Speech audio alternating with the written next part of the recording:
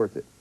Just when baseball owners thought it was safe to go back into the courts, they met a shark in Marvin Miller, the players' union chief who finally took down baseball's reserve clause 96 years after National League owners created it to keep down salaries. Now, with free agency, could the first $1 million a year player be on the way? No. In tonight's cover story, Peter Gammons reports on how players got mad as hell and weren't going to take it anymore.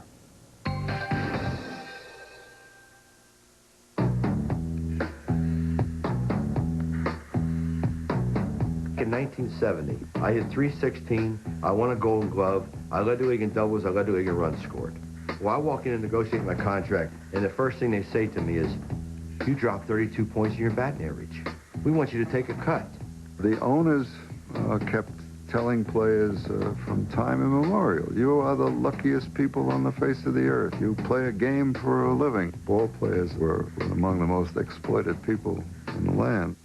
Was there any problem over the contract, any long-term negotiation?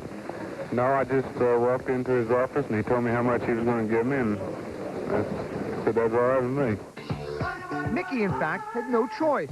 Written into every player's contract since 1878 was something called a reserve clause or option clause, which seemed to empower the owners to unilaterally retain a player's services for life.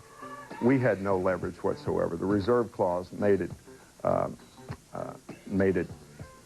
imperative that we either sign the contract or else. There was an option clause with the option belonging to the owners. Well, that's a form of indentured servitude. You were just owned completely. You weren't able to make money. You were contained. We were fools in those days. We were dumb as a group. We didn't know anything about union law, about labor law. We needed somebody who knew something about it, and Marvin Miller was the man. Appointed executive director of the Players Union in 1966, economist Miller began looking for a means to challenge the reserve clause. Cardinal outfielder Curt Flood volunteered. The legality of Major League Baseball's controversial reserve clause is now in the hands of the Supreme Court.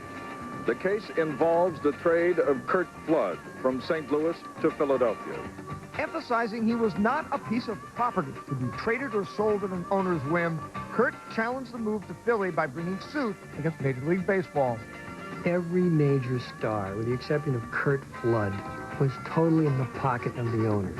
As it happened to Curt, and it would have happened to anyone else too, he was more or less expelled, blackballed from baseball. Flood lost in the courts, and after a brief stint with the Washington Senators in 1970, he retired from the game to pursue a career as a portrait painter.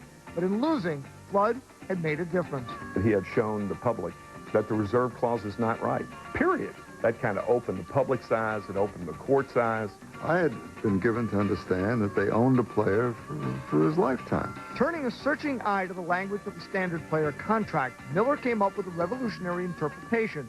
The reserve clause specifically gave the owners an option to renew a player's contract for 1 year, not forever. Doubtful of winning in court, Miller knew his only chance was in a grievance hearing. That chance came in 1975, when pitchers Andy Messersmith and Dave McNally played out their option and sought free agency. Grievance arbitrator Peter Seitz agreed with Miller's point. The players won free agency, and a bitter pill was presented to the owners. By and large, the ownership was very rigid on the subject of any fundamental change in the reserve system. And I think this was an error. I just felt that sooner or later there'd be a crack. Of course, the owners went crazy. They sat down with the players and they said, all right, we'll work something out. With the working out of free agency, a wrong was finally righted, and the business of baseball was changed forever. Ownership had no chance under Marvin Miller. He was too smart for it. Ball players were rather late in our national history in acquiring the elementary right to negotiate terms of employment with the employer of your choice. It's not radical. It just took baseball a long time to wake up to it.